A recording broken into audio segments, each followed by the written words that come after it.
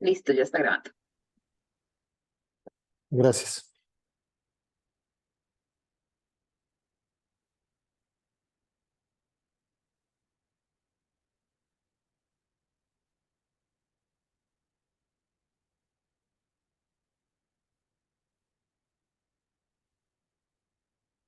Bien, buenas tardes a todas, a todos. Espero que estén bien. Pues a pesar de, de la situación compleja en Guatemala, como dice Alejandra, por ejemplo, y bueno, supongo que también de los desafíos en todos los demás países de la región. Eh, la sesión de hoy ya es la sesión número 5. Me alegra que todavía estén al tanto y siguiendo la serie. Ya es la penúltima sesión de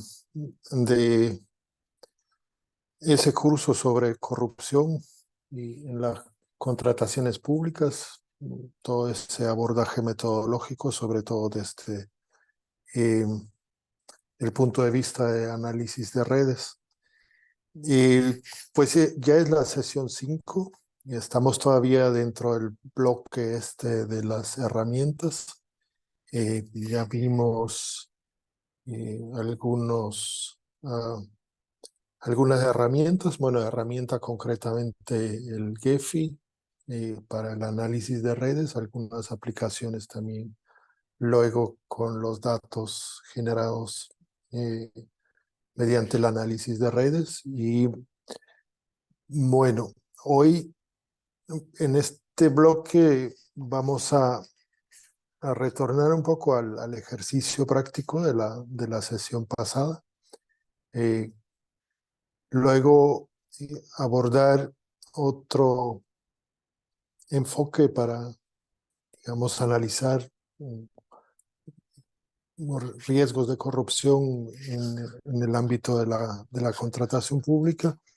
Y vamos a empezar con R. R como otra plataforma, otra herramienta. R nos va a acompañar esta y la próxima sesión, y pues sería como un punto de partida para que ustedes se familiaricen también con esta herramienta. Esos serían como los tres elementos del día de hoy. Voy a introducir y regresar y recordar un poco lo del ejercicio práctico de la vez pasada, y luego pues abrimos el diálogo para ver cómo les ha ido a ustedes, si lograron hacer algunos ejercicios, si tienen algunos puntos que quisieran preguntar, discutir, comentar. Bien. El, el enfoque del análisis que hicimos durante la sesión 4 se basa en la idea del capital social, y el capital social medido en términos de las centralidades de los nodos en la red.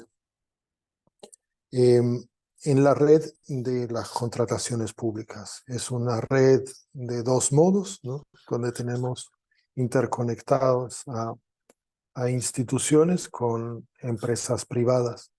Digamos, en esta propuesta de análisis, hacemos un especial enfoque hacia el lado de las empresas. Aquí los nodos que vemos en esta gráfica son empresas.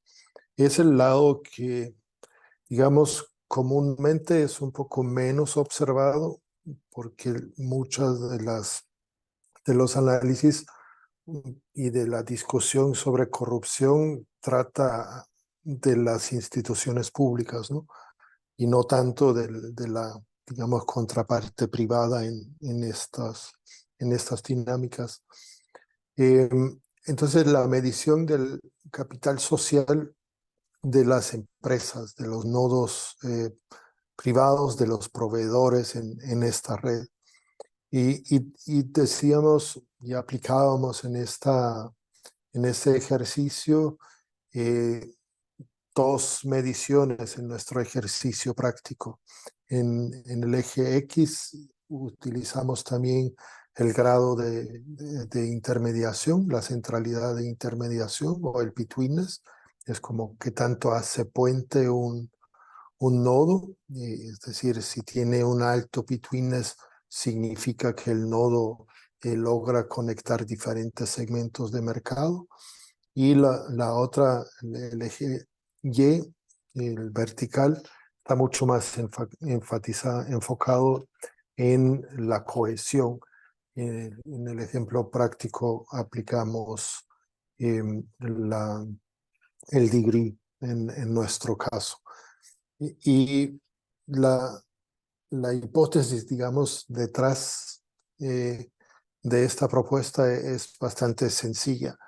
Un nodo que tiene más conexiones, un nodo que está bien conectado, tendría mayores posibilidades de éxito en un mercado o en cualquier mercado.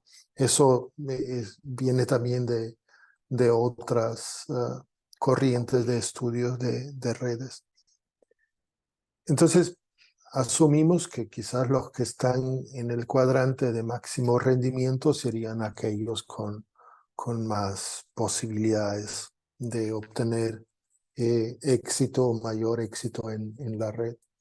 Lo que observamos y lo que contrastamos luego es como el potencial económico, que lo calculamos mediante la regresión múltiple a partir del capital social, y ese lo contrastamos con el volumen adjudicado, la línea azul, ¿no? Y observamos en esta comparación que hay algunos nodos que pues tienen un volumen adjudicado mucho mayor de lo que su capital social indica.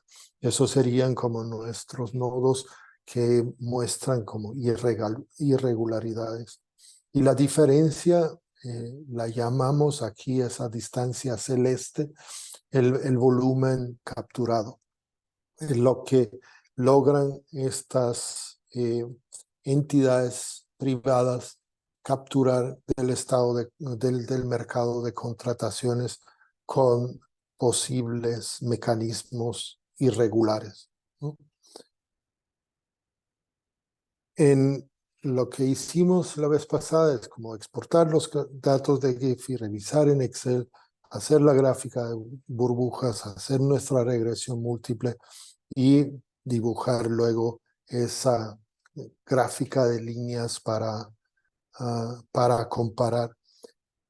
Los datos que utilizamos era la red de Costa Rica, 2023, teníamos 370 nodos, en total, 392 relaciones en términos de la red binaria, y digamos era una red bastante pequeña, digamos, y eso también se refleja en la gráfica que aquí visualizamos, relativamente pocos nodos, la distribución no tan marcada en esta red, pero de alguna manera, de nuevo, un fenómeno, pocos nodos realmente con un rendimiento bastante alto y la mayoría con un rendimiento menor o un poco con menor capital social en la red.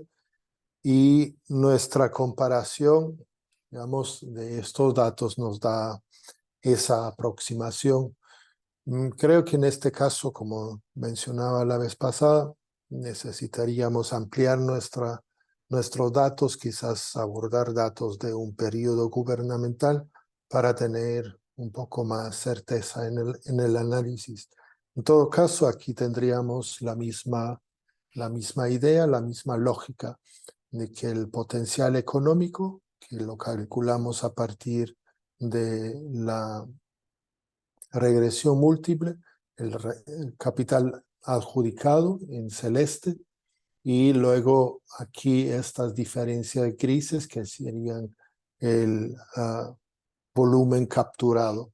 Y estas empresas que están aquí en el eje X serían las empresas también que serían como nuestros outliers, nuestros candidatos a decir si fuese, digamos, si alguna autoridad de control, una Contraloría de Cuentas se llama en Guatemala, o una fiscalía contra corrupción podría, digamos, enfocar sus esfuerzos de control mucho más en este tipo de actores. Bien, eso, digamos, en 2 minutos, 5 minutos, un resumen del ejercicio pasado, y quisiera, pues ahorita abrir un poco al diálogo. Si lograron hacer el ejercicio o no lograron hacer el ejercicio propio, si tuvieron dificultades o si tienen comentarios o si tienen alguna discusión sobre ese enfoque, pues abrimos aquí el espacio para dialogar un poco. Por favor, solo abran su micrófono, enciendan sus cámaras y listo.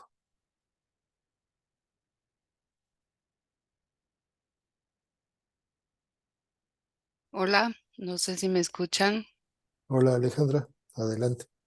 Bueno, yo más que una pregunta quisiera compartir la experiencia y más bien las dificultades Ujú. que he tenido, porque, bueno, en primer lugar, creo que la parte de tener los datos como muy bien organizados, pulidos, y demás en Excel es una parte complicada. O sea, por lo menos para mí, que vengo de la antropología y que no, pues casi no trabajamos ese tipo de datos, ¿no?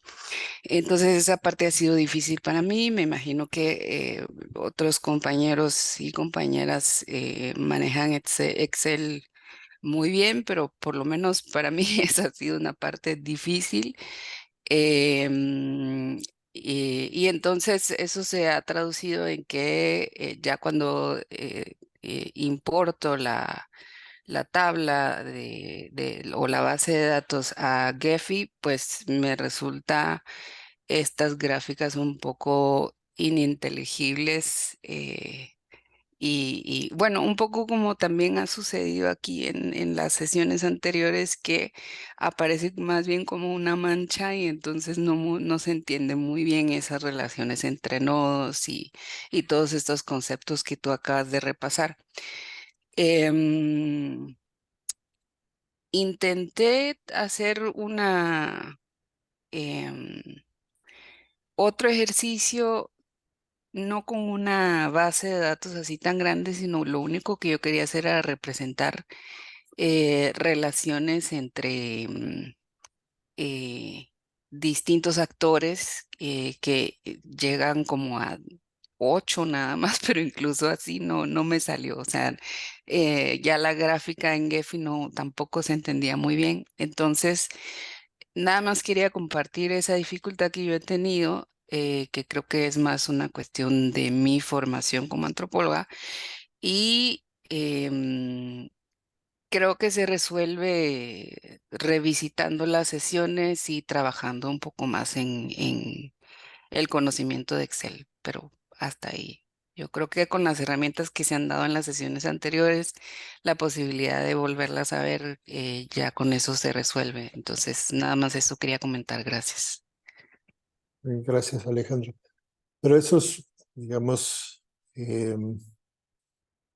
una buena señal. Voy a compartir en la próxima sesión unas quizás 2 herramientas adicionales para la conversión de los datos del Excel hacia Gephi. Eso puede apoyar, ayudar. Em, y la otra alternativa es la que vemos hoy, que es R, que sería otra herramienta. No digo que es más sencillo para dar los primeros pasos, pero creo que con lo que vamos a ver, esos primeros pasos se les facilitarían un poco más y se automatizan algunos de esos procedimientos. Entonces hay que lidiar menos con el Excel en ese sentido. Entonces esperaría que quizás con las dos alternativas eh, pueda ser un poco más fácil para ti. Hannah, Gracias. pregunta Marco que si hay algún material didáctico extra que se puede consultar como apoyo, como metodología de investigación en ciencias sociales. Mm, ah, Para empezar, estaría el manual y la página web de Gephi, donde ustedes bajaron el programa Gephi. Ahí hay tutoriales. Hay tutoriales también en distintos idiomas. Y eso creo que sería la primera eh, idea que se me viene a la mente. Y estaría buscando también para la próxima sesión manuales adicionales para, mm, para Gephi y también para R. Gracias.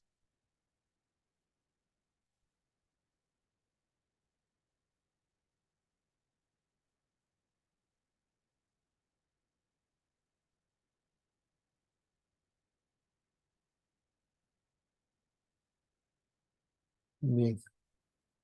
¿Hay alguien más ahí?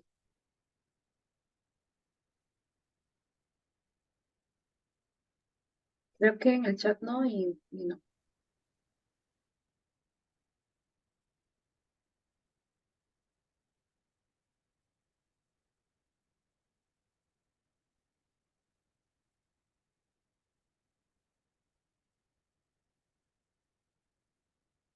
Bien.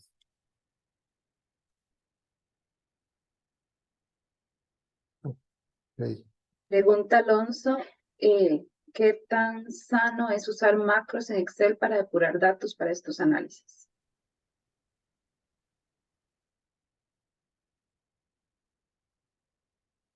Debo decir que desconozco el proceder con macros en Excel para esta tarea. Yo en términos generales, en Excel uso básicamente las tablas dinámicas para generarme las listas eh, únicas sin actores repetidos y con los conteos. Eh, y, y ahí sí hay bastante trabajo manual en el Excel para obtener datos más o menos limpios. Vamos a tocar hoy R y ahí la idea sería precisamente hacer un acercamiento a lo que podríamos llamar Big Data, es decir, 10 veces más de datos que utilizamos en R y, y entonces ahí creo que eh, podríamos ver el tema también de la limpieza de datos ahí. En todo caso, lo que tengas a tu alcance y lo que tú manejes en herramientas que te faciliten la limpieza de los datos, bienvenido sea para estos procesos. Tú tienes que tener la certeza de que eh, son pasos metódicos seguros que estás dando y que también tú puedas argumentar y reproducir los pasos metódicos en la limpieza de los datos. Es decir, identifiqué todas las celdas vacías y esas líneas se excluyeron. Identifiqué todos los nombres de instituciones que se repiten, pero que estaban mal ingresados y se corrigieron esos errores. Es decir, explicar los pasos de limpieza en términos metódicos, aunque tú lo logres hacer de manera automática.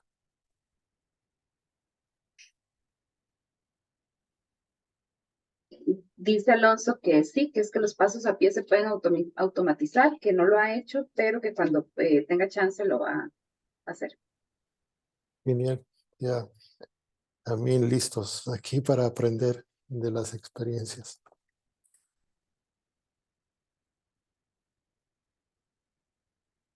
Bien, bueno, quizás lo que vemos hoy con lo de los datos y con R como una herramienta alternativa puede ser interesante.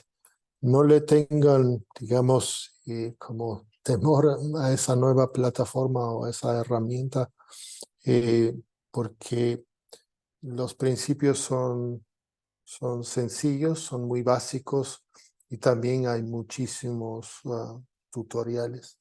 Una nueva herramienta que creo que para estas tareas tan, digamos, técnicos, y eso quizás les pueda funcionar, es usar inteligencia artificial.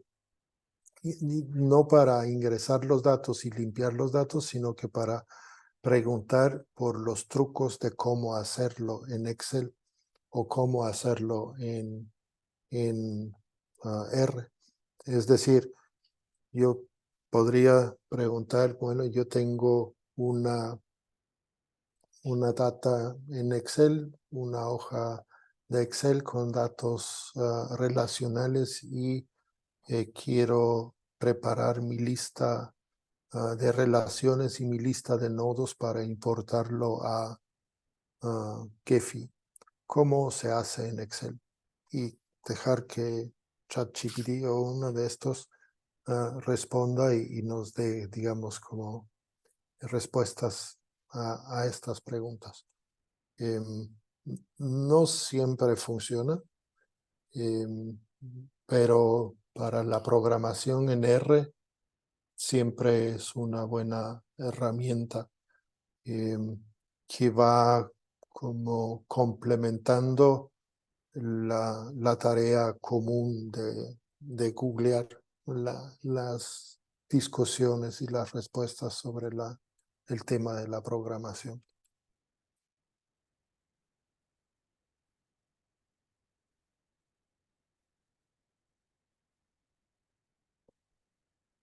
Bien, genial. Gracias. Y seguimos un poco. Quisiera agregar algunas ideas adicionales a lo que hicimos la última sesión, con la idea de estimar el volumen capturado. Estimar el volumen capturado, la idea es esta, ¿no? Tenemos un volumen adjudicado, esa línea gris, la totalidad, y tenemos lo amarillo, que es el potencial económico. Entonces, la diferencia aquí, es decir, volumen adjudicado menos potencial económico, sería el volumen capturado. Sería aquel volumen y el valor de las contrataciones que empresas logran adjudicarse mediante mecanismos extraordinarios, llamémoslo así. Y por lo tanto, a partir de este volumen capturado se produce un excedente extraordinario, excedente en términos de ganancias, ¿no? En el estudio en Guatemala, más o menos el 50% del total del valor licitado estaba dentro de los volúmenes capturados, es decir, la mitad del mercado afectado por el fenómeno de captura de estado, ¿no? Y a partir de ahí se estimó el excedente extraordinario y ese dio como resultado aproximadamente el 19% del total del valor del mercado de contrataciones. ¿Cómo se estimó este? Se estimó a partir de dos partes. El soborno, que sería la parte pública de ese excedente extraordinario, y este se estimó y se calculó a partir de los porcentajes que se pudieron conocer en los casos judicializados de corrupción en el país entre 2015 y 2018 han habido muchos casos de corrupción investigados por FESI y CICIG y pudimos conocer esto como una ventana para conocer, digamos, la vida interior de las redes de corrupción. Y hay registros de cuánto era el porcentaje asignado de los contratos para los funcionarios públicos. Y eso variaba, ¿no? Desde contratos grandes con un 7% hasta contratos a nivel local que en promedio tenían un soborno del 30%. Entonces esa posibilidad de conocer esa información dio la posibilidad también de estimar el soborno. Y por otra parte, el excedente de captura, que sería la ganancia extraordinaria de las empresas privadas. Porque si una empresa privada utiliza un mecanismo no legal o no legítimo para adjudicarse o para ganar más contratos, eso es un comportamiento anticompetitivo que excluye a otros, ¿no? Se ganan sus contratos por vías extraordinarias, irregulares, informales, ilegales. Y esto les produce, por lo tanto, también una ganancia extra. Y esa ganancia extra viene de esa capacidad de captura. Por lo tanto, se llama excedente de captura. Y ese era más o menos el 10% del total. Ven que hay como un equilibrio entre la parte pública y privada de ese excedente extraordinario. Yo creo que ese equilibrio también es importante. La corrupción solo puede funcionar si ambas partes ganan de este negocio. Si todo es de la parte pública y nada ganan las empresas, no hay estímulo para que las empresas participen y viceversa. Entonces eso, creo yo, es una reflexión ahí importante también en este camino.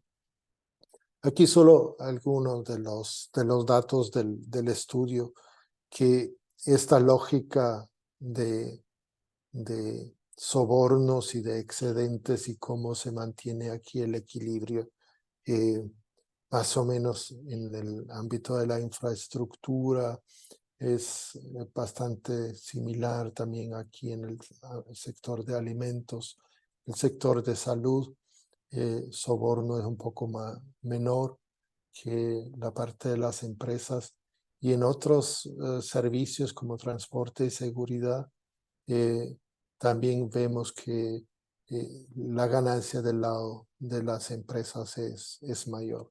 Pero claro, el mercado más importante es la infraestructura. Otras aplicaciones prácticas que hice con este método, uno de los ejemplos es de los contratos asignados desde la municipalidad de Guatemala hacia distintas empresas privadas. Perdón por anonimizar aquí las empresas como A, B, C, D, E, F. Es un informe no público, pero ven aquí de nuevo la lógica. Aquí, de una manera un poco más simplificada, el capital social a partir de la intermediación y la adjudicación, identificando también empresas privadas que podrían estar incurriendo en estos mecanismos extraordinarios de influencia. Y eso sirve como para, en el campo de la investigación social, también decir, bueno, yo dirijo mi investigación de estudios de casos para entender qué hay detrás de A, B, C, D, E y F, para describir un poco más la dinámica. Y una cosa similar también la hice en el departamento de San Marcos, en Guatemala, con el mercado de la obra gris a nivel local. Ahí la data son todas las municipalidades del departamento de San Marcos.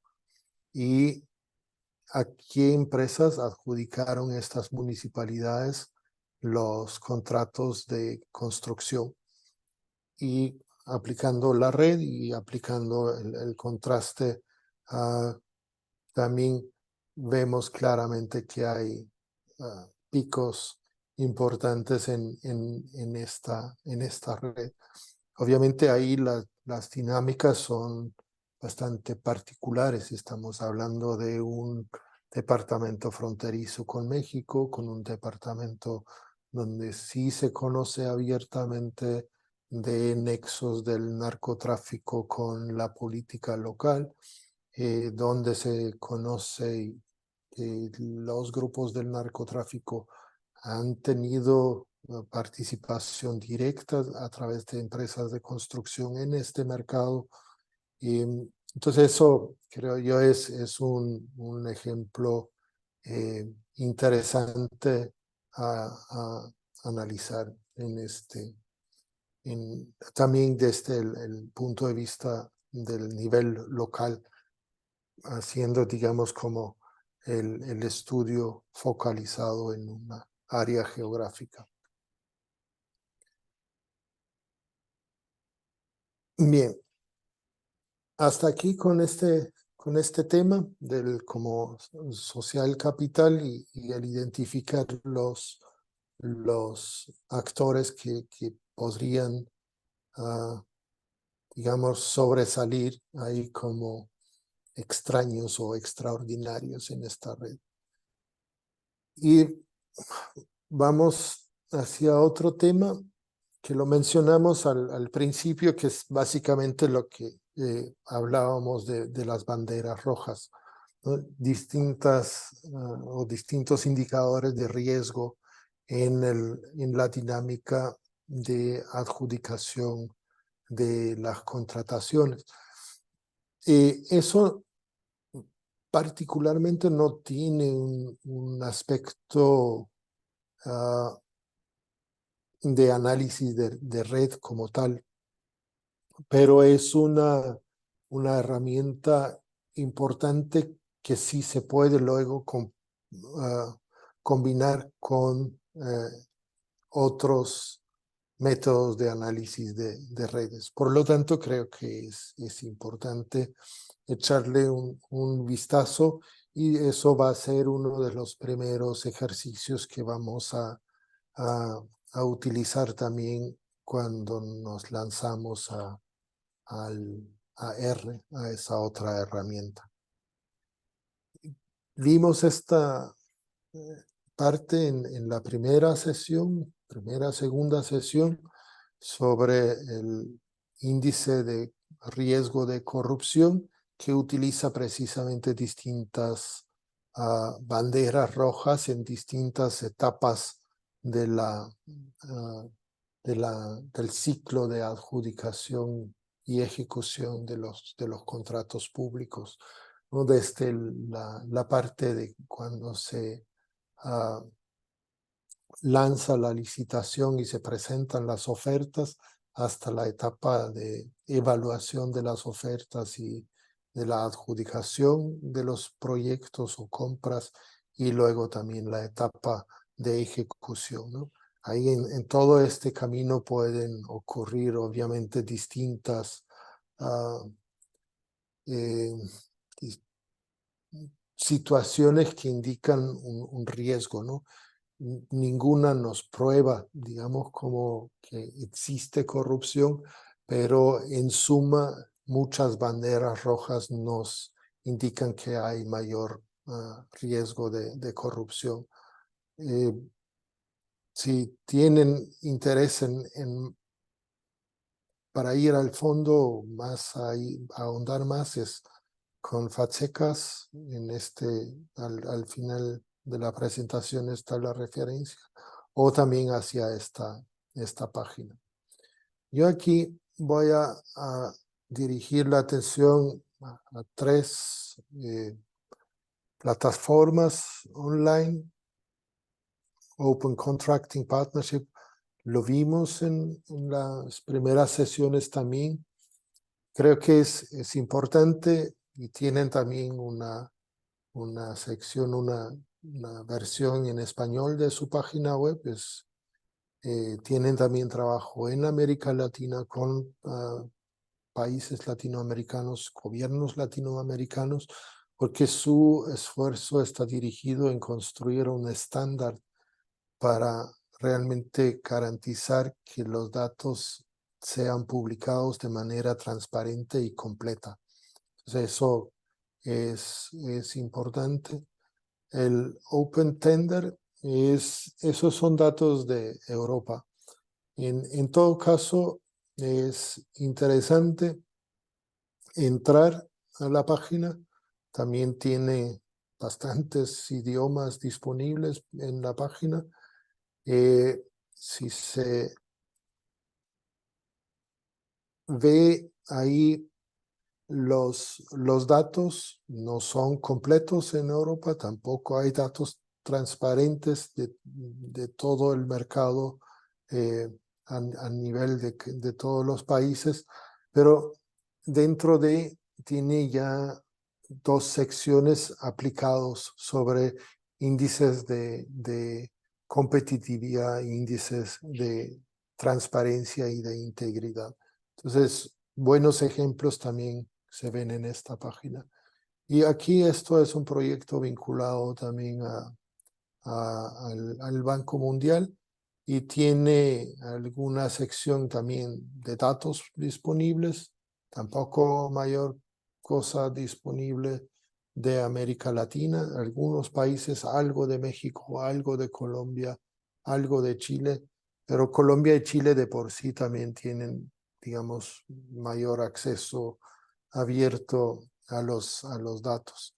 En todo caso, aquí en este proyecto PROACT también utilizan estos indicadores de riesgo, y vamos a verlos un poco más a detalle, qué es lo que utilizan. Y quizás para que ustedes también piensen, bueno, en los mercados nacionales, qué cosas podrían ser aplicables también para identificar riesgos de corrupción en Costa Rica, El Salvador, Honduras, Guatemala. Veamos, perdón, aquí igual, está en inglés, vamos a hablarlo en español, obviamente. De los riesgos de por sí a nivel de los contratos, más que todo. El primero sería los distintos procedimientos de adjudicación. Si es una licitación abierta, una licitación pública, nacional o internacional, si es una compra directa, si es algún procedimiento especial, si es una licitación muy dirigida. Es decir, qué tan abierto es el llamado a presentar ofertas ahí. Y eso, digamos, hay algunos procedimientos que se califican como abiertos, y hay otros que se dicen que son limitados, y otros que están no abiertos, ¿no? O cerrados. Entonces, el riesgo de lo que ahí se asume es que el riesgo de corrupción es mayor si son procedimientos no abiertos, es decir, menos transparentes, menos competitivos. El segundo sería lo si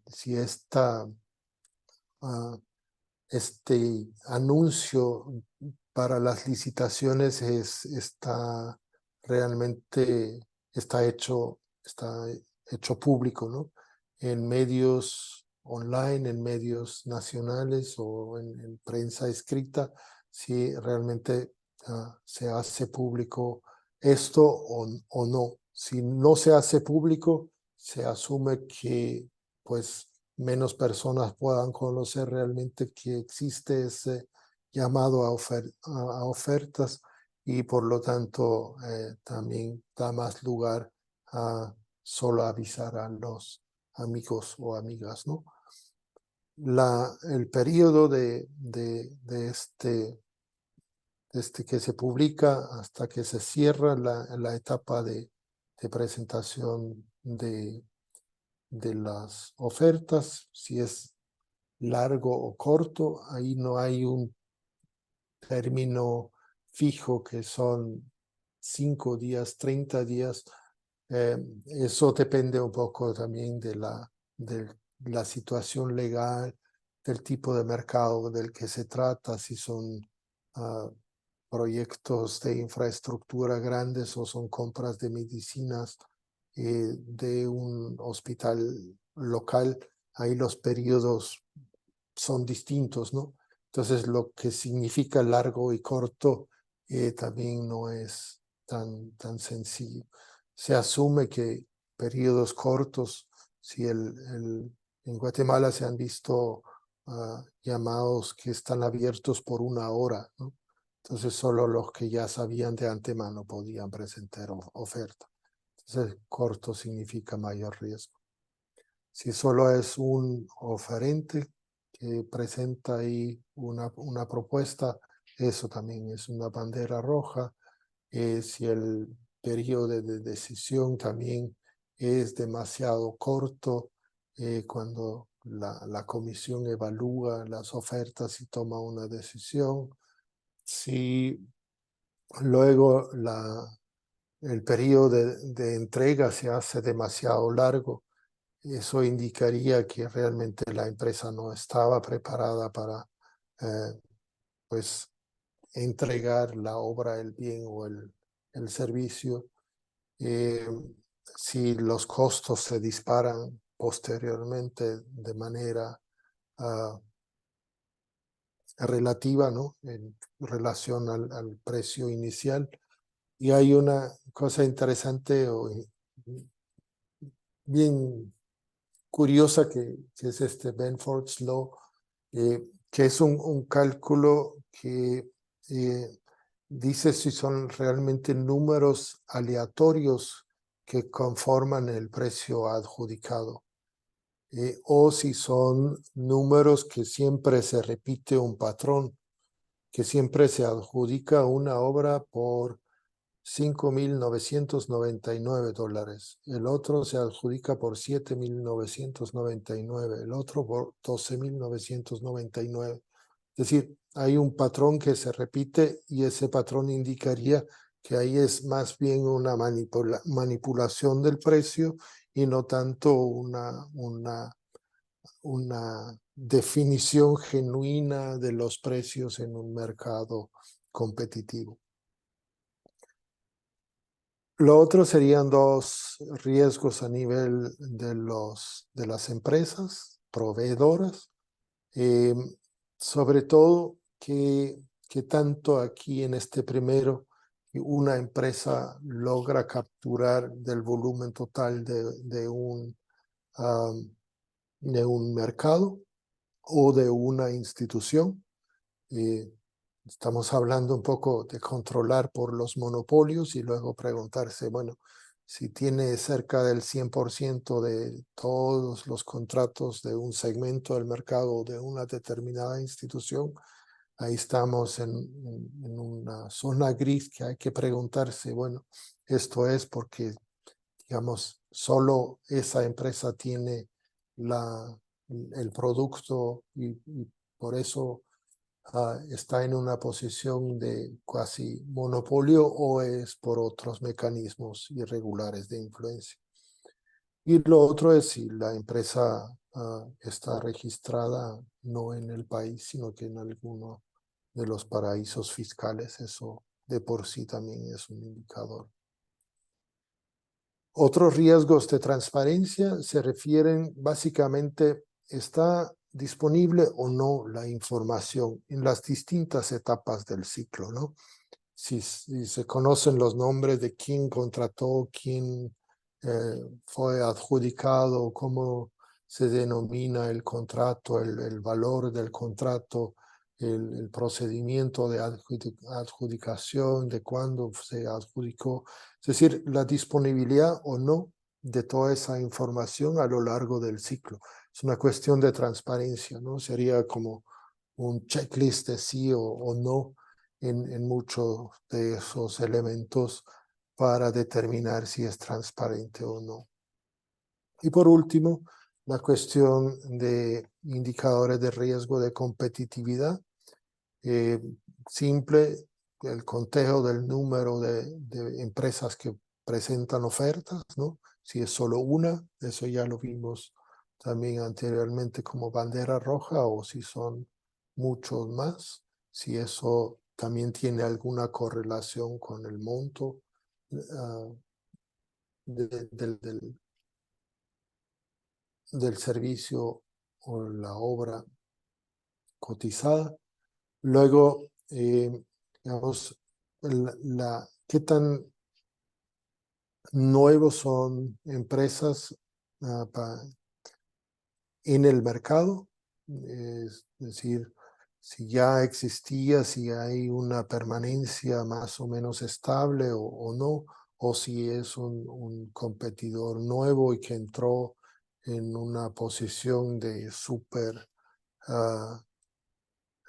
fuerte y de una vez con muchísimos contratos. Digamos, ahí depende siempre el contexto que puede significar una u otra cosa. Si es una empresa nueva y de repente de cero llega a tener 20 contratos de construcción en un departamento, me llamaría la atención, ¿no? De por qué el éxito tan de repente de una empresa. Y mayormente si es después de un cambio de gobierno, ¿no? Entonces eso podría ser que, bueno, las nuevas autoridades favorecen a sus amigos y amigas con esta empresa específica y le adjudican mucho más de 0 a 100, ¿no? Eso sería uno de los fenómenos que ahí se podrían detectar. Y lo de los proveedores no locales, eso también no es tan sencillo de decir si eso es un indicador de riesgo. Hay que valorar también el contexto. En el análisis que estoy haciendo de los contratos municipales en Guatemala, hay realmente, sobre todo en el sector de la construcción, es claro que también empresas locales ganan también muchos contratos en su entorno geográfico, son locales, pero también estas empresas locales podrían pertenecer a otras estructuras de poder o estructuras del crimen organizado o estar vinculados a redes políticas de las alcaldías o de las diputaciones. Entonces es difícil también de valorar de manera tan sencilla ese indicador. Y de nuevo un poco esa cuestión de cuánto una empresa domina, en este caso, de un segmento de mercado. Estos serían entonces los indicadores aquí de integridad, de transparencia y de competitividad que están en este proyecto PROACT. Vale la pena entrar a verlos y ver cómo aplicarlos también. Yo recuerdo un estudio en Guatemala de diálogos que utilizaron esa idea de las banderas rojas en el sector de la seguridad. Ese documento está disponible. Aquí hay una forma de representar lo que viene de Open Tender. Estos serían los contratos de España que están en esa base de datos. Y ahí dicen, bueno, lo de las empresas registradas en paraísos fiscales es casi cero, ¿no? Ahí estamos en el área verde. Lo de las empresas nuevas tampoco. Periodo de publicidad es generalmente lo suficientemente razonable para decir que está en términos verdes. Pero el número de licitadores, de empresas que presentan ofertas, está en una zona crítica, igual que aquí lo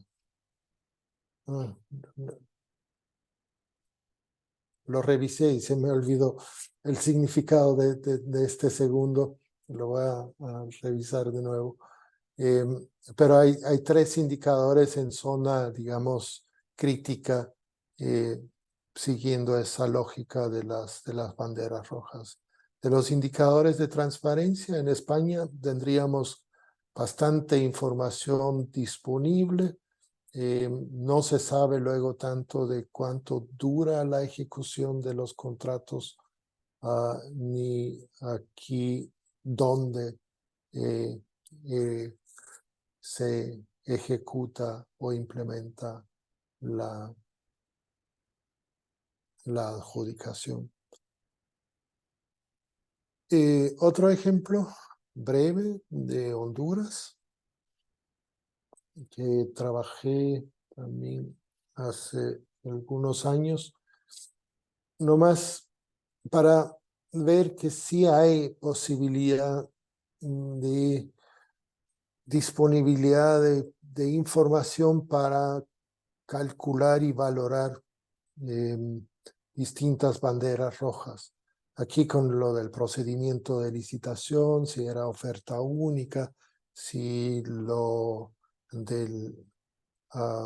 la documentación está disponible, eso sería de transparencia, del periodo de ofertas, también de nuevo si está disponible la documentación sobre la adjudicación, si el contrato está disponible, valorar el periodo de decisión y el valor de contrato. Eso también se utiliza en algunos de los documentos como bandera roja si es un contrato con un valor excesivamente alto. De por sí vale la pena ponerle una bandera roja porque pues un volumen muy alto es obviamente muy atractivo para mecanismos de corrupción. En total, de los 60,000 contratos analizados en Honduras, se lograron adjudicar, digamos, más de 180,000 banderas rojas.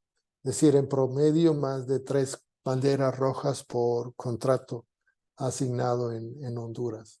Obviamente son unos más y otros menos, pero eso creo que puede ser interesante. Y si logramos, digamos,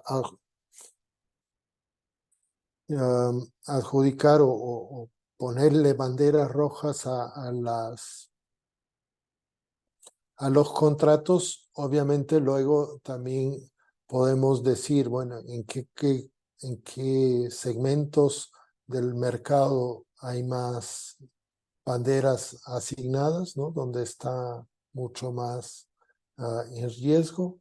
Aquí en servicios, obviamente, es el segmento más grande y aquí uno de los elementos que sobresale es lo de las contrataciones con un solo oferente, porque son muchos de los servicios personales que contratan temporalmente los gobiernos. Muchos contratos están ahí. Entonces, obviamente aquí hay que rediscutir un poco esa lógica. No es lo mismo una oferta única aquí en servicios que en construcciones, por ejemplo. En todo caso, luego sabemos estos contratos con más banderas rojas de qué instituciones vienen del Estado, entonces podríamos también ponerle más atención a la institución con más banderas rojas o viceversa, también ver qué empresas son las que obtienen la mayor cantidad de contratos con banderas rojas y ponerle atención mucho más a estas empresas también. Eso sería, digamos, el acercamiento, el recorrido aquí poco teórico práctico sobre el tema de los indicadores de riesgo. Abro aquí un poco el espacio para ver si hay preguntas o comentarios ahí, por favor.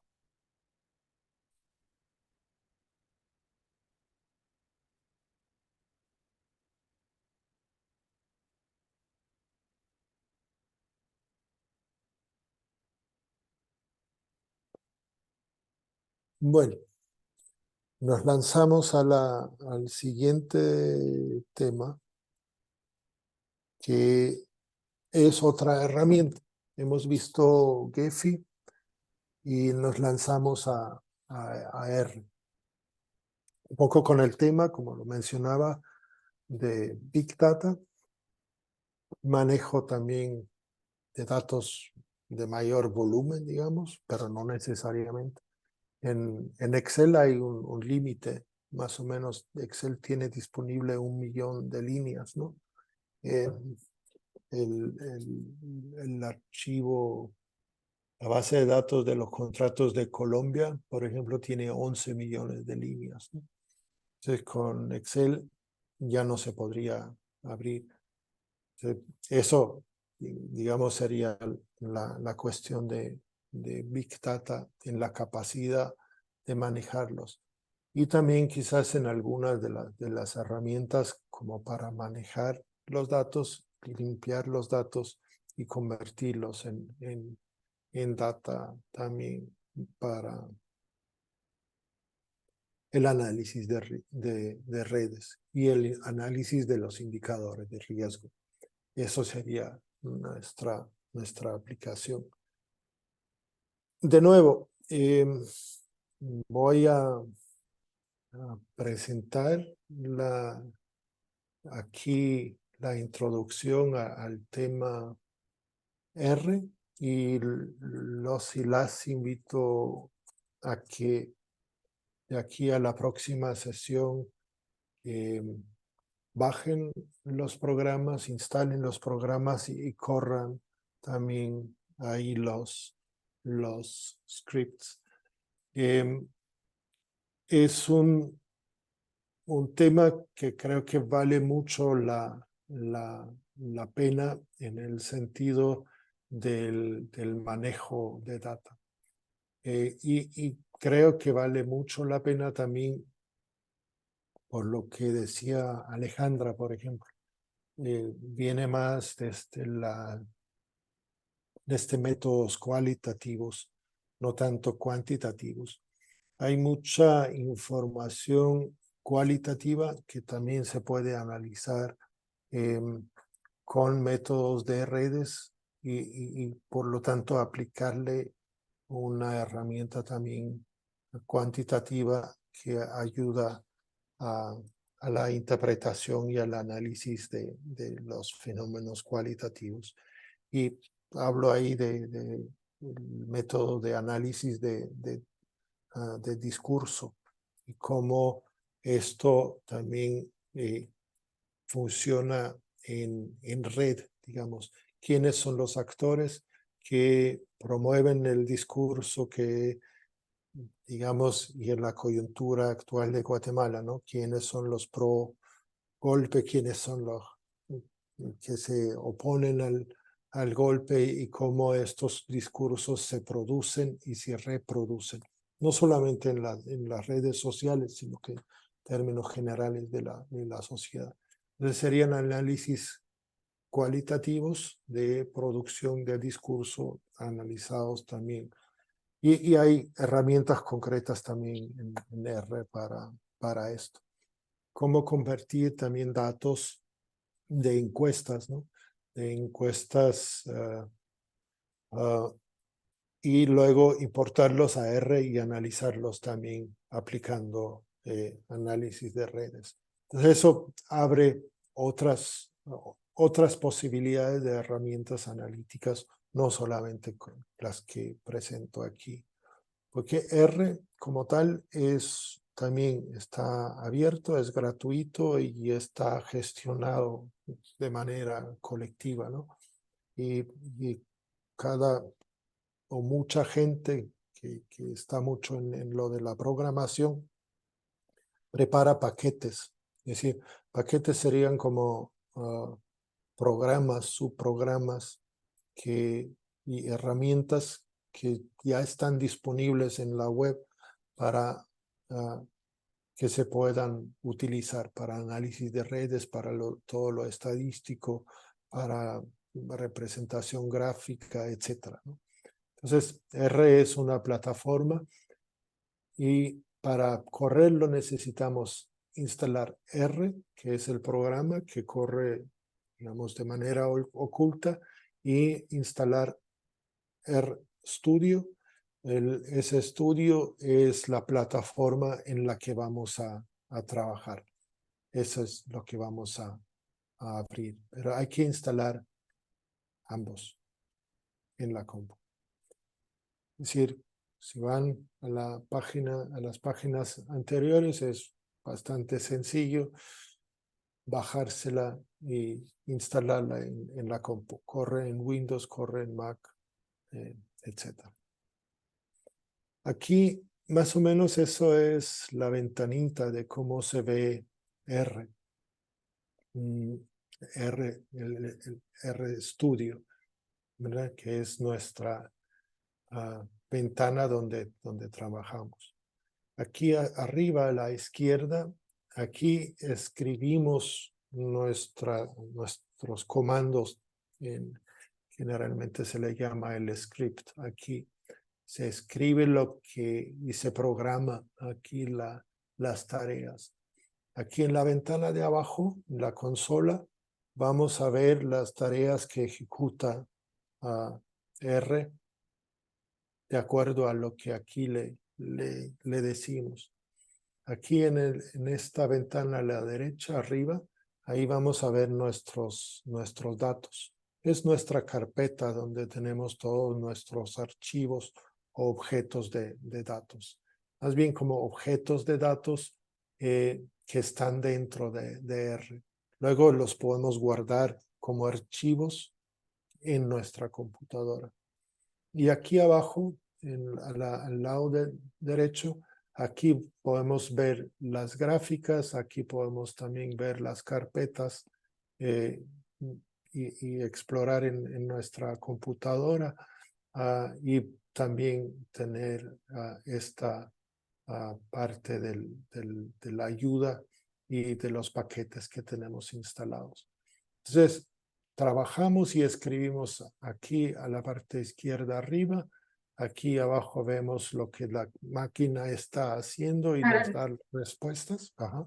Perdón por interrumpirte, pero pregunta Marco si se puede hacer tu ventana más grande. No, Okay. pero ya nos lanzamos, perdón. Esto solo lo pegué en el PowerPoint. Okay. Solo está aquí para observar las 4 ventanas. Estoy explicando nomás la lógica de las 4 ventanas. Luego ya nos vamos al programa y lo proyecto más grande, espero. Gracias. Bien, entonces aquí escribimos, aquí nos da las respuestas, aquí vemos nuestros objetos y nuestros datos y aquí abajo vemos nuestras gráficas y otras cosas que producimos en R. Veamos, ¿qué datos usamos? Usamos de nuevo los datos de Costa Rica. Son los que más fáciles tenemos ahí disponibles para nuestros ejercicios. En el ejercicio, aquí en el curso, hemos utilizado los datos de 2023, de enero a agosto, 82,000 adjudicaciones. Ahora yo ya bajé también los datos de los años anteriores, el 2010 hasta el 23, y son 800,000, 817,000 contratos. Un poco para tener la idea y la sensación de de muchos datos, ¿no? De la Big Data en este ejercicio. Obviamente aquí ustedes ven que Costa Rica aquí también tenía su proceso propio de incremento de no solo de contrataciones o de adjudicaciones, sino que creo que también del registro de las adjudicaciones ahí mismo. Un poco menos en los inicios y ya bastante más en la actualidad. Eso fue a través del SICOP, el mismo procedimiento que vimos en la sesión anterior. Solo a modo de breve recuerdo y de cómo representamos redes en gráficas, en forma de matriz y en forma de esta lista de relaciones. Aquí tenemos 3 veces la misma red. Aquí tenemos la de un nodo, ¿verdad? Todos los nodos son iguales, son del mismo tipo. Y aquí es una red no dirigida y no sin pesos asignados a las relaciones. Es una red binaria, que sí existe un link o no existe una relación. Entonces aquí uno está conectado con 2. Eso mismo lo podemos leer en la matriz. En la línea 1 sí está conectado con 2. Aquí con la información binaria, 0 es ninguna relación, 1 es una relación. 2 está conectado con 1, con 3 y con 4. Vamos a ver, 2 con 1, con 3 y con 4. Exacto. Entonces aquí la matriz nos dice la misma información. Y la lista es lo que generalmente utilizamos en Excel, así como se ve aquí la hoja. 1 está conectado con 2, 2 con 3 y con 4, por lo tanto también 2 con 1 y 3 con 4. La misma red 3 veces. Y también recuerdo que en nuestro caso trabajamos con redes bipartitas, ¿verdad? Es decir, son 2 diferentes tipos de nodos, empresas y entidades compradoras tenemos en nuestras redes de contratación pública. Y de nuevo, esto se puede representar de manera gráfica, de manera de una matriz, donde en las filas tenemos el primer set de nodos. En este caso aquí serían las entidades A, B, C, D. Y nuestro segundo set de nodos está en las columnas, empresa 1, 2 y 3.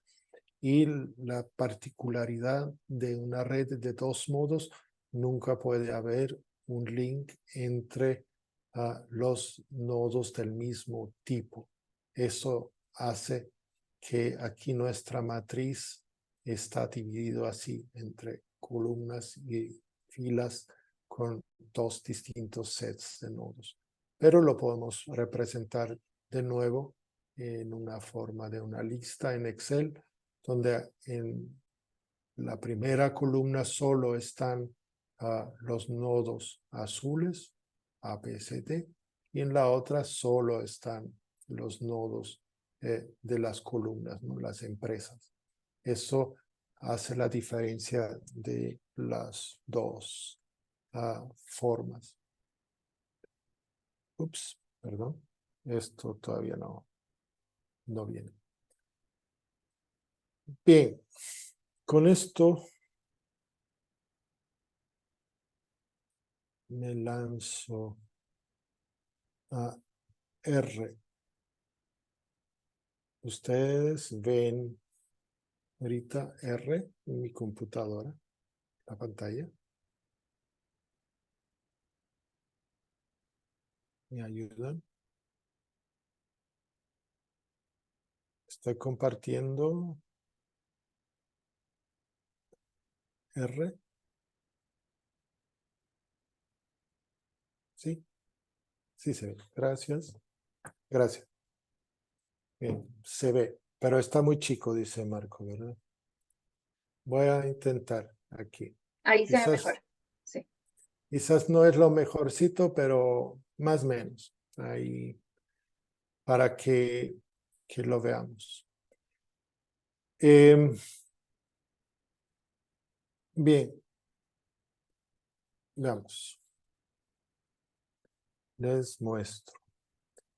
Yo tengo aquí ya en mi computadora una carpeta con todos los archivos. Perdón, ese ni siquiera fue. Aquí con todos los archivos que bajé de CICOP, ¿verdad? En formato CSV, ya en una carpeta. Eso es nuestro primer paso. Y yo voy a subir los datos también a nuestra carpeta compartida y que se comparta también ahí con ustedes para que no tengan que hacer también ese proceso de bajar la información. Y también voy a compartir con ustedes todo este documento que es el script. Es decir, ustedes van a recibir todos estos comandos en un archivo que pueden abrir en R. Y estos comandos son los que ayudan entonces a analizar estos datos de contratación en Costa Rica del 2012 al 2023, agosto 2023. Entonces, pongo aquí un poco la parte introductoria y describo desde dónde vienen los mismos datos, lo que ya acabo de compartir. Ahora, una de las primeras cosas que hay que decirle a AR, bien, ¿en qué carpeta queremos trabajar? ¿En qué carpeta están mis datos? Les comparto aquí dos posibilidades. En la sesión, aquí puedo definir una carpeta de trabajo y puedo elegir una carpeta. Elijo la carpeta aquí de datos y el script de aquí de nuestra sesión 5 y lo abro. Con esto ya definí mi directorio. Quiero ver qué archivos tengo en esta carpeta. El comando aquí se escribe en esta ventana. Hay un comando que se llama list files, es decir, presentar la lista de archivos que están en la carpeta que acabo de definir.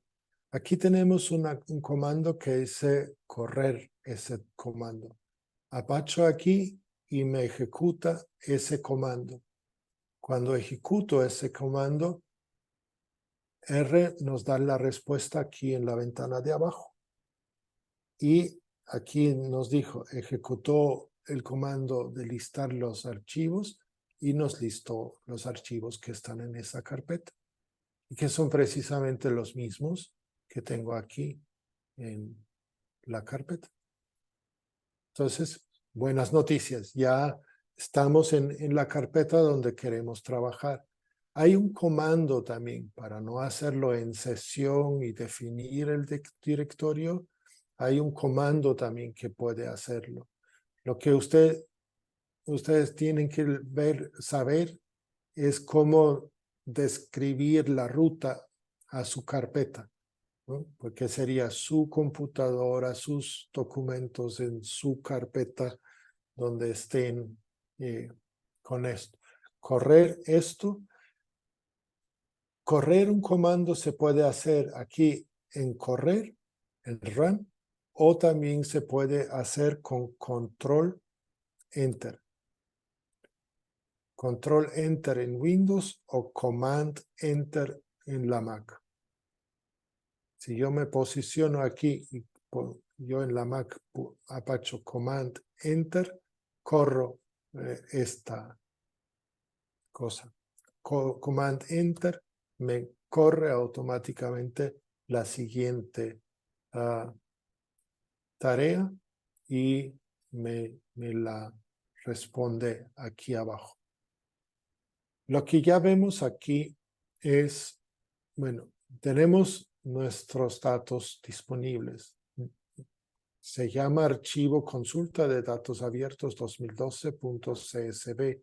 En ese formato CSV están bajados todos estos archivos. 2012, 13, 14, 15 hasta 23. ¿Verdad? Estos son los archivos que nos interesan.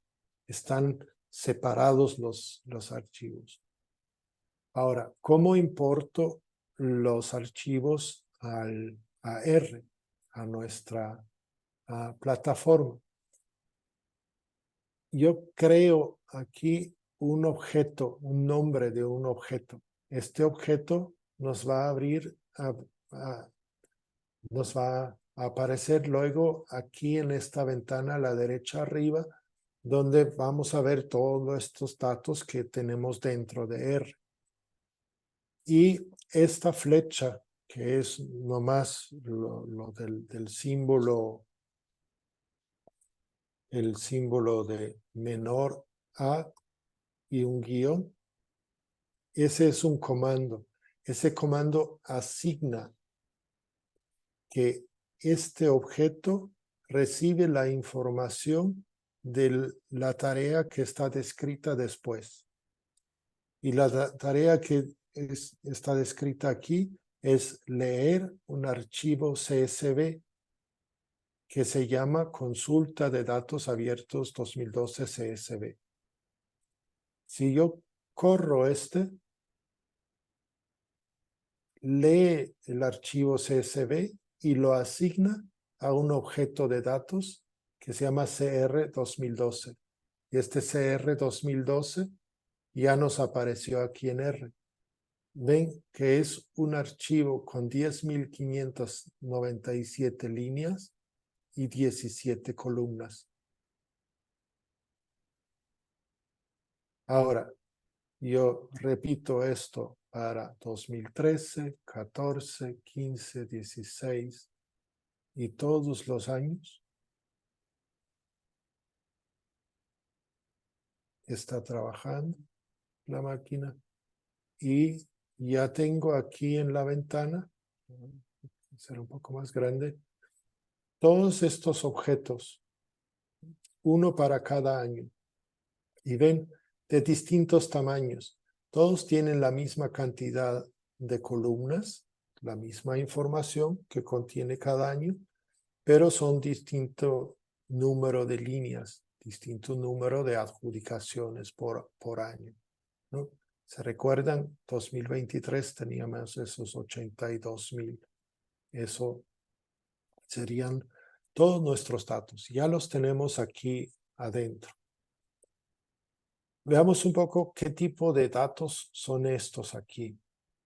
Este archivo o este objeto CR23 aquí, le preguntamos de qué clase es. Yo corro este comando y me dice aquí abajo de respuesta que es la clase de un data frame. Es una tabla de datos.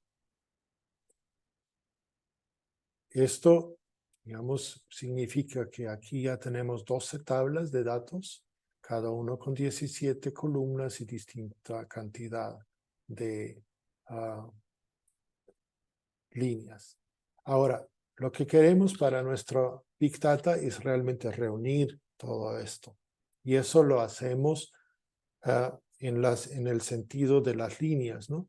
Y ese comando se llama rbind, row bind, es decir, juntarlos por líneas, ¿no? Por los rows.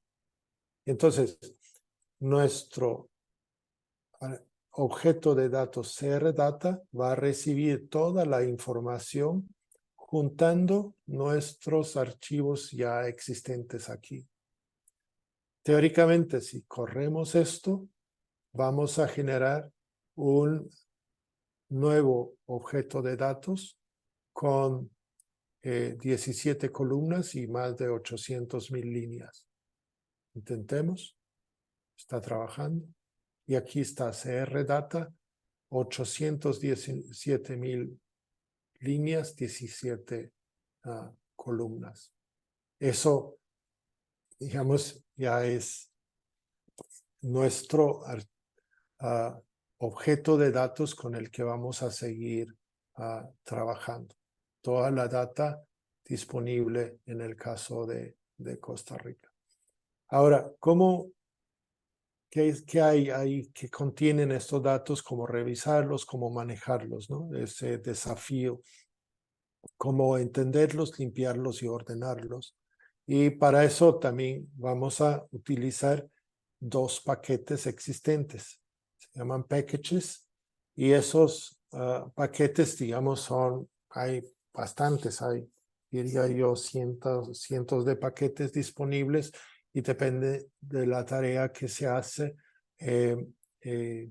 pues los buscamos, los googleamos y lo vamos aplicando.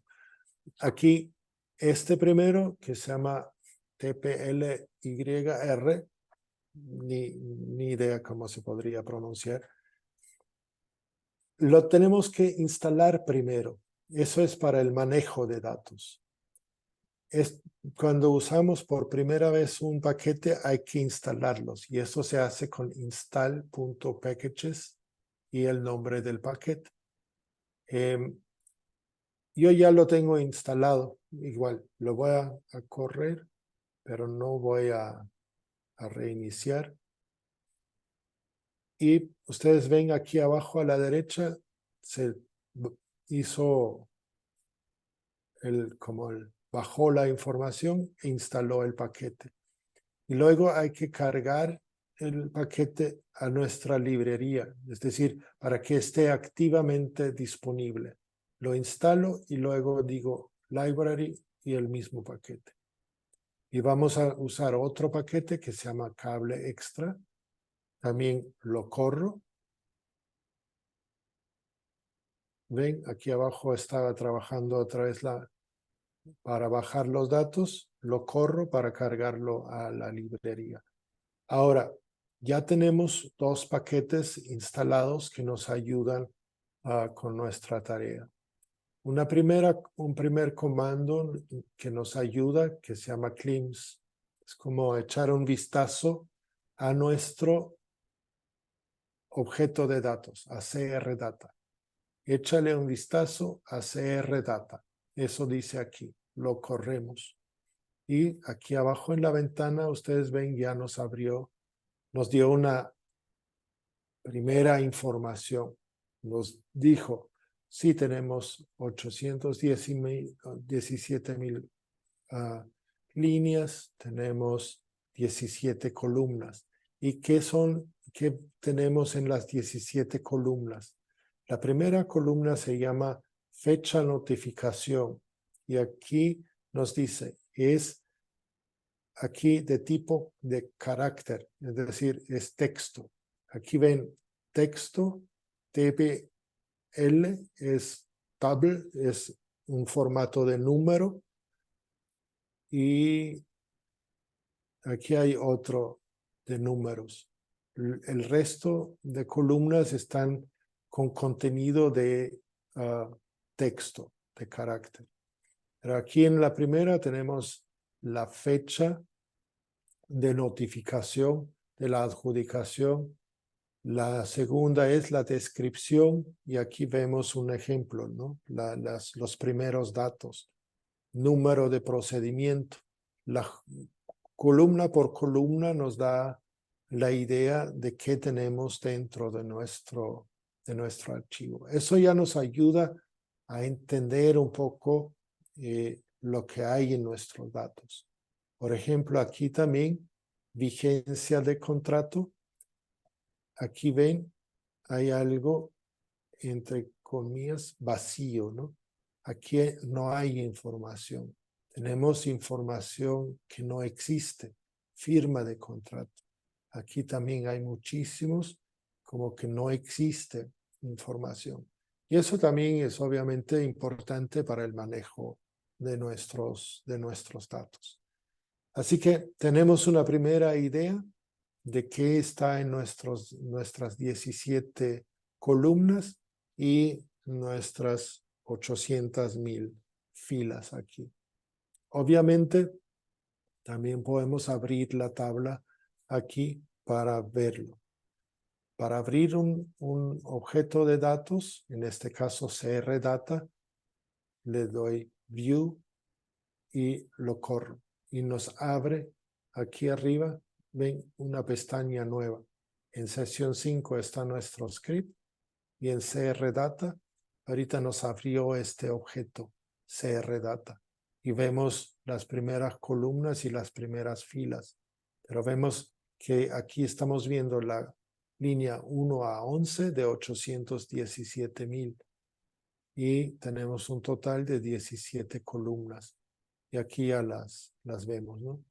De nuestra institución que compra, la empresa que adjudicaria, la moneda, el monto, la clasificación del objeto, si es bien, servicio, una obra, el tipo de procedimiento de adjudicación, si es contratación directa u otra, también moneda y monto estimado aquí. Estos son nuestros datos. Ya los conocíamos un poco del ejercicio anterior.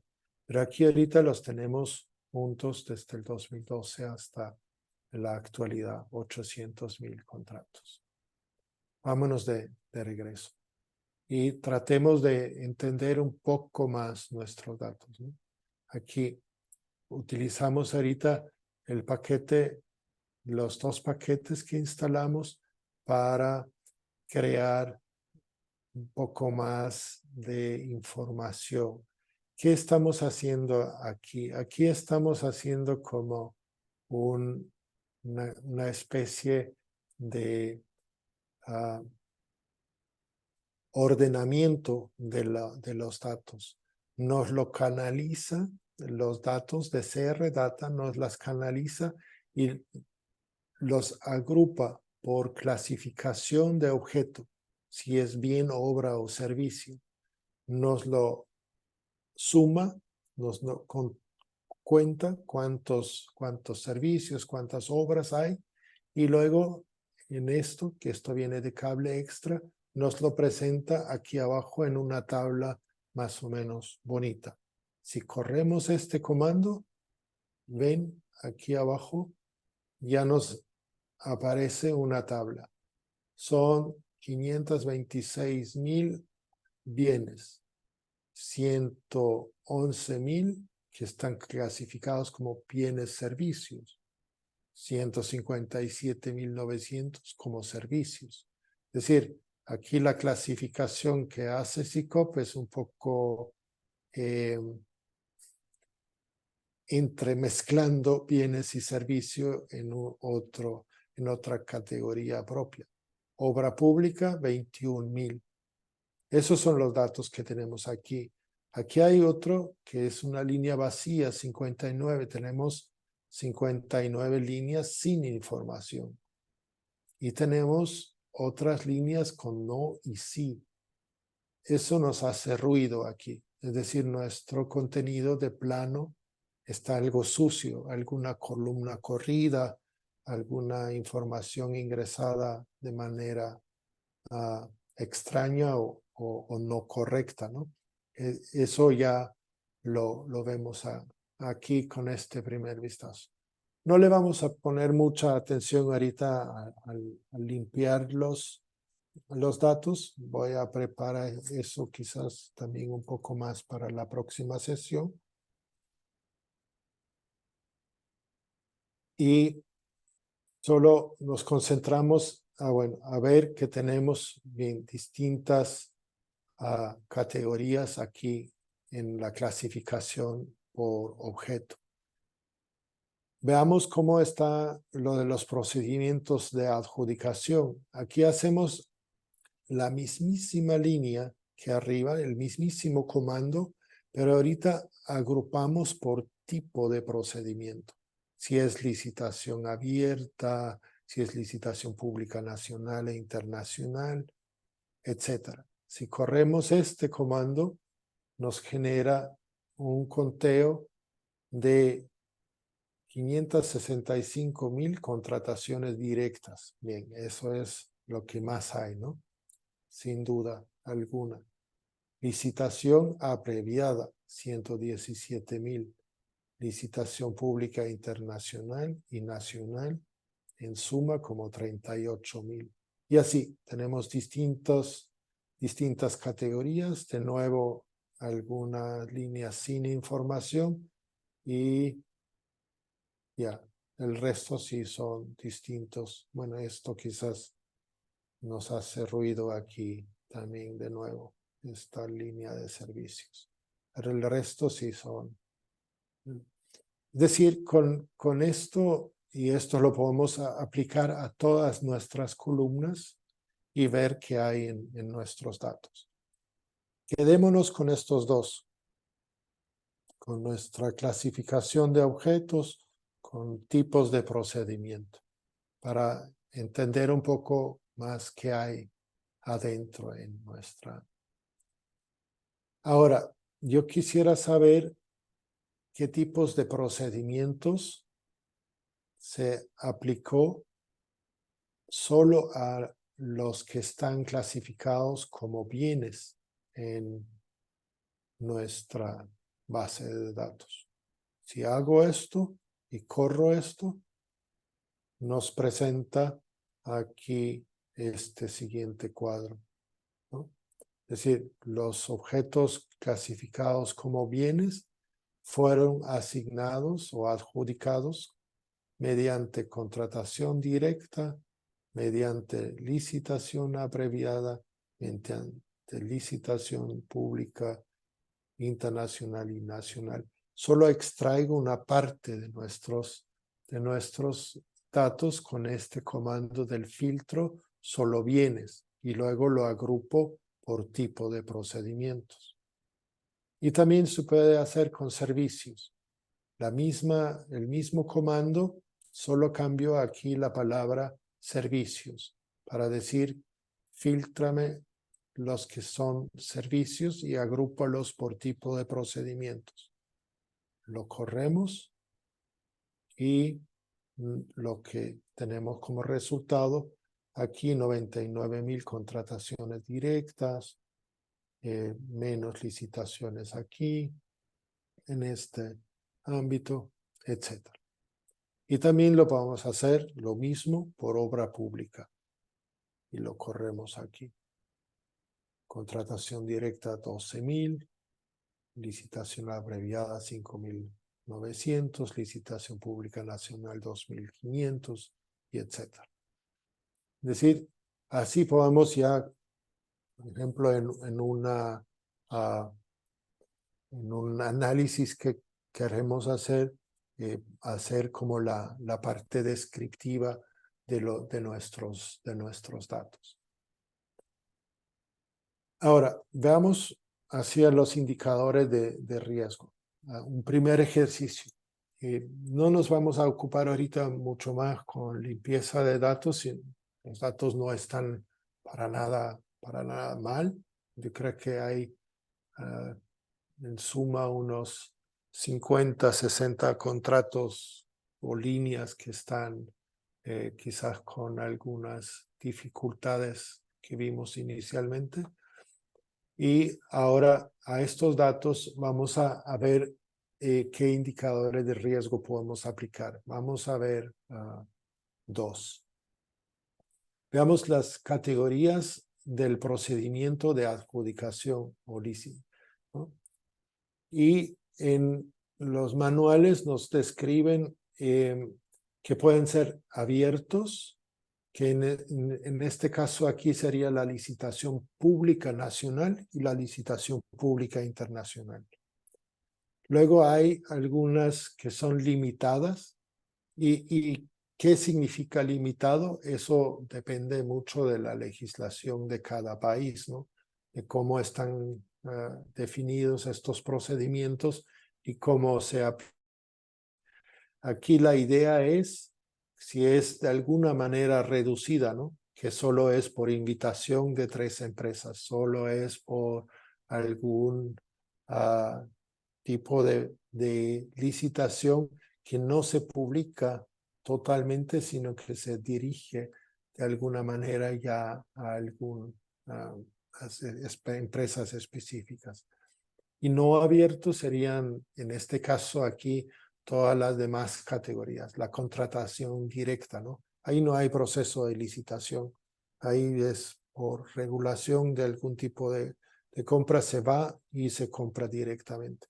O por algún tipo de mecanismos de excepción en estados de emergencia o etcétera, ¿no?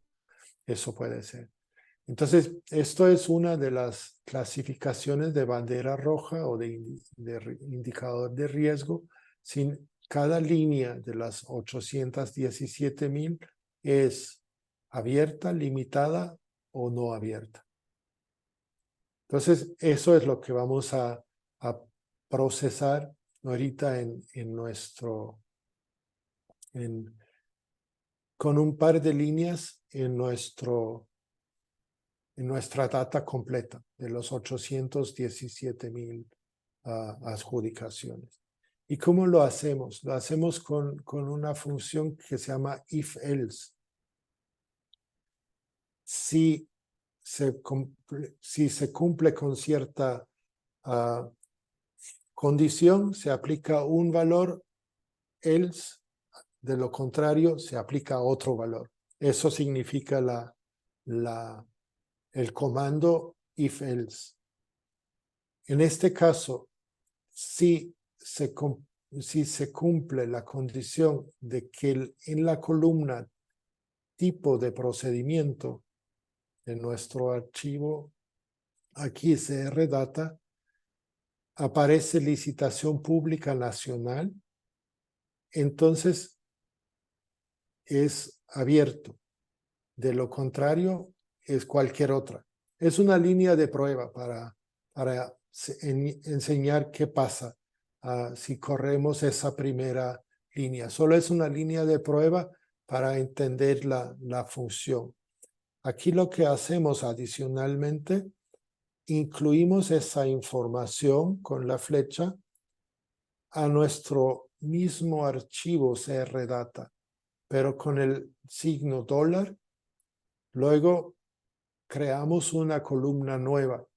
Es decir, vamos a tener aquí luego en CRData la misma cantidad de líneas, pero 18 columnas. Estamos agregando una más y en esa nueva columna va a decir open si es licitación pública o otra si es cualquier otro procedimiento. Correr esta. Ya tenemos 18 columnas, ¿ven? Aquí ya cambió. Si vamos a nuestro archivo aquí, CRData,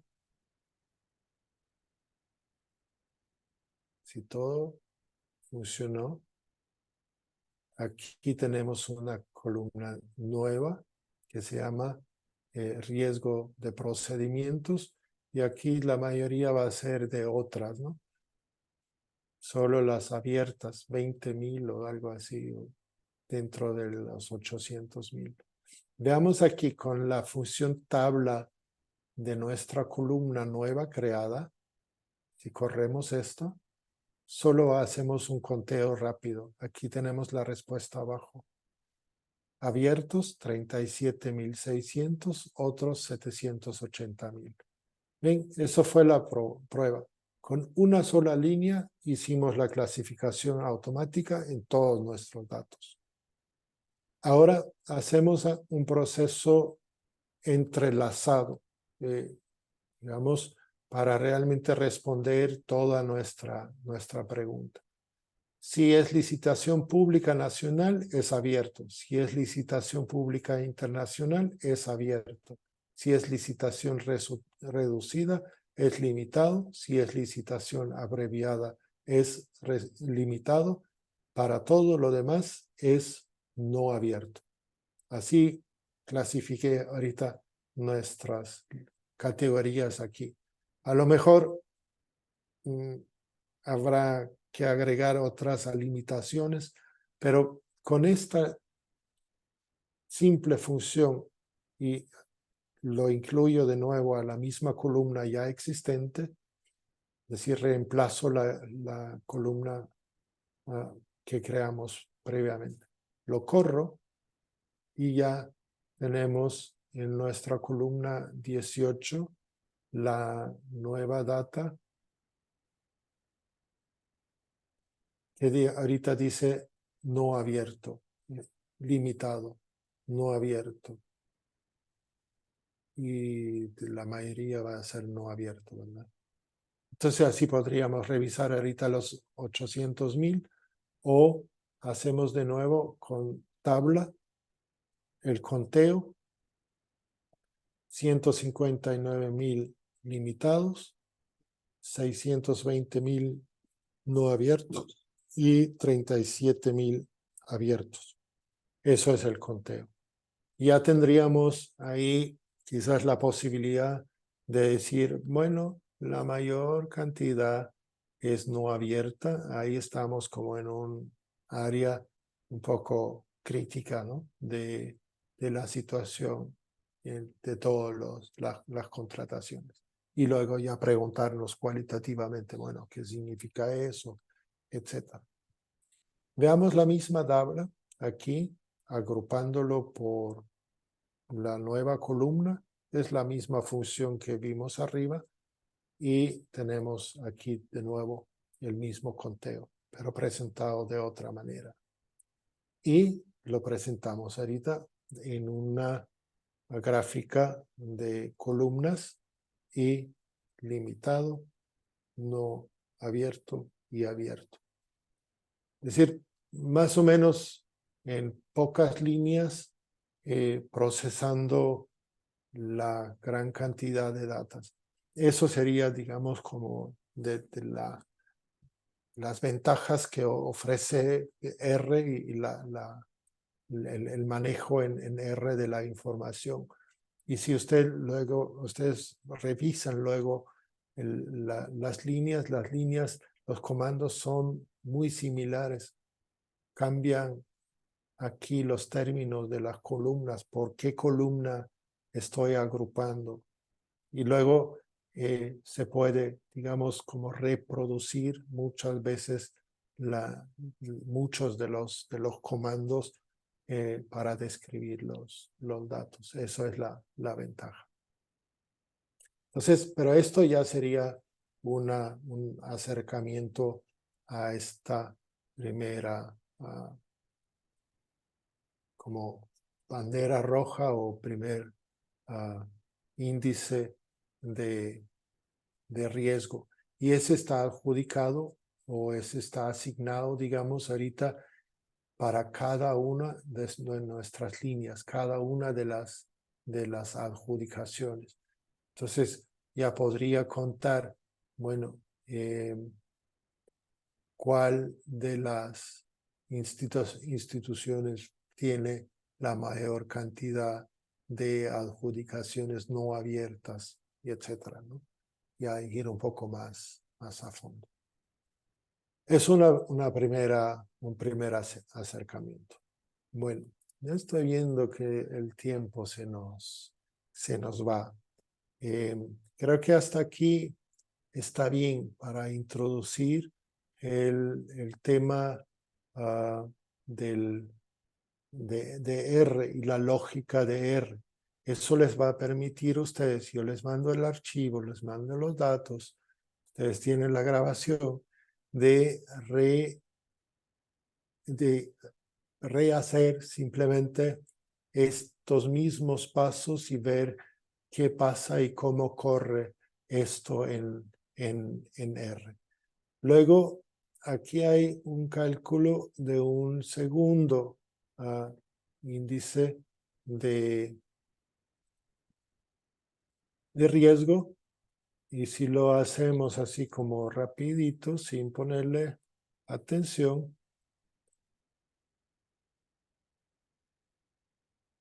y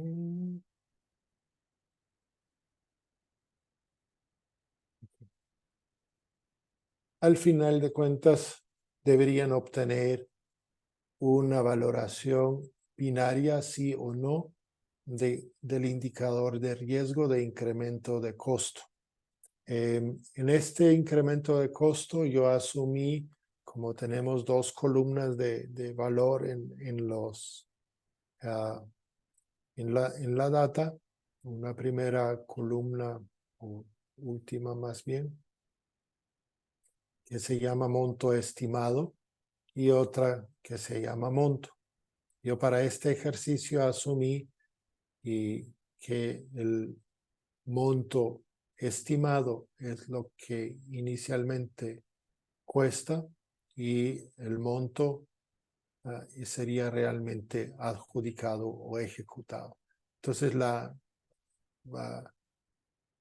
lo que se asume aquí es si el monto es más alto que el monto estimado, entonces el valor del contrato incrementó. Y eso, según, es una de las banderas rojas, ¿no? Es decir, en términos del significado de los datos, hay que ver un poco más qué significa realmente cada columna, pero en términos de ejercicio, de clasificar, es interesante, porque hay que convertir, no solamente hay que comparar los números, sino que también hay que convertir a las monedas, porque hay contratos en colones, hay contratos en euros, hay contratos en dólares y en otras monedas. Entonces, se convierten las monedas de dólares y de euros. Todos los demás no los tomamos en cuenta en el ejercicio. Aquí ya tenemos como 99% de todos los contratos para que ustedes corran también ese segundo ejercicio de análisis de un riesgo, de un indicador de riesgo. ¿Ok? Bien. Porque entonces me quedo en términos de la temática aquí. No sé si hay alguna pregunta así como urgente sobre R.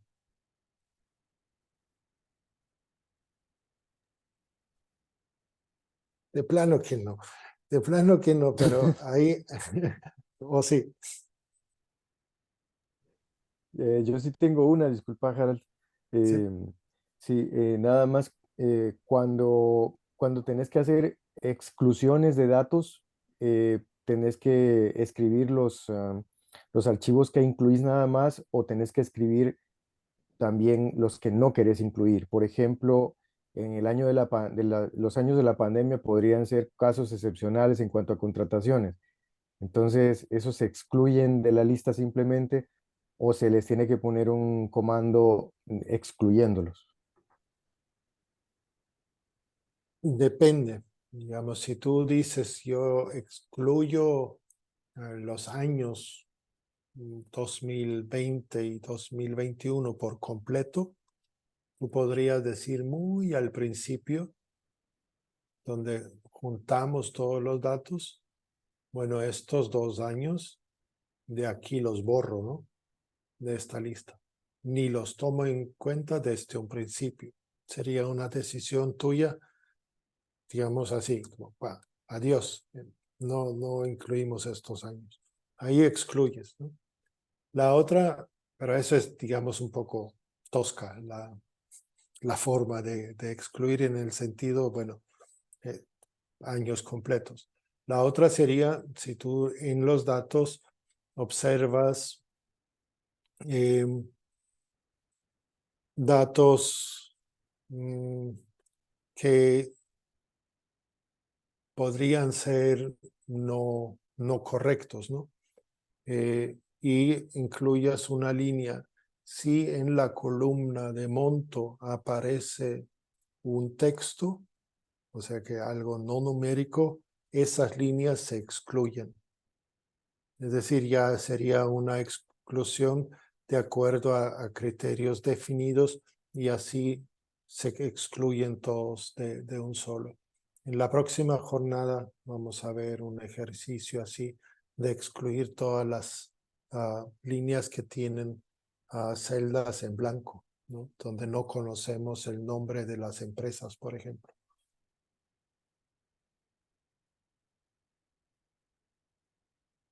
Bien, yo quiero de verdad animarlos a que hagan el ejercicio con R. Creo que eso abre un mundo en términos de ir un paso más allá de Excel, de lo que es luego posible.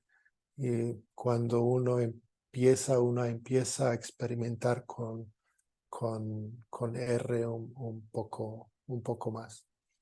Y solo de salida, dos anuncios, porfa, de lo que sigue, el ejercicio práctico de aquí a la próxima que vimos. En la próxima sesión vemos el ejercicio práctico de R y terminamos el ciclo con R hasta tener una red, ¿verdad? Y luego hacemos un resumen de todo el curso para irnos al cierre y la evaluación del curso. Eso sería la dinámica. Y aquí el otro anuncio más importante, por favor, por cuestiones logísticas organizativas tenemos que aplazar la sesión del 2 al 3 de noviembre a la misma hora, please. Gracias por su comprensión de esta situación también. Así que te dejo la palabra, Flori, No, para el cierre. bueno, nada, muchas gracias, Harald. De fijo hay que practicar R, porque sí, ya me pasa lo mismo, que casi no había usado Excel y hacer tablas dinámicas fue todo una cosa, entonces fijo R también, pero supongo que habrán dudas la próxima semana. Entonces, viernes 3 de noviembre a las 12, la próxima sesión. Súper, Por favor. bueno, muchas gracias y la grabación va a quedar arriba durante esta semana, así ya creo que la próxima Fran se vuelve a incorporar como el verdadero anfitrión. Muchas gracias a todos y voy a parar la grabación.